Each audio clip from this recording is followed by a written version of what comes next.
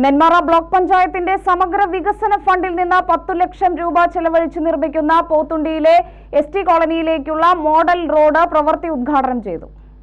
Block panchayat president സിലീലാമണി ഉദ്ഘാടനം നിർവഹിച്ചു.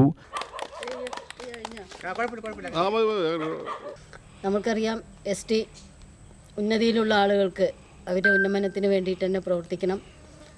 കഴിഞ്ഞ പ്രാവശ്യത്തെ 15 ലക്ഷം രൂപ ഇതിന് എതിർവശത്തുള്ള റോഡും അതിനുശേഷം ഈ വർഷം ലൈഫ് മിഷനിൽ STക്കാർക്ക് വീട് കൊടുക്കുന്നതിന് കഴിച്ചിട്ട് ബാക്കിയുള്ള 15 ലക്ഷം ഈ വർഷം ഈ പ്രദേശത്തുമാണ് വെച്ചിരിക്കുന്നത്.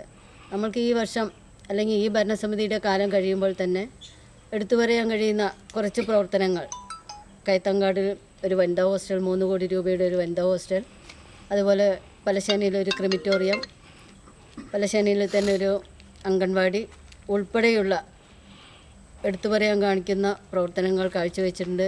വികസനകാര്യ സ്റ്റാൻഡിംഗ് കമ്മിറ്റി ചെയർമാൻ രാജൻ അധ്യക്ഷത വഹിച്ചു. വാർഡ് മെമ്പർ മഞ്ജുഷ, മനോജ് തുടങ്ങിയവർ പ്രസംഗിച്ചു.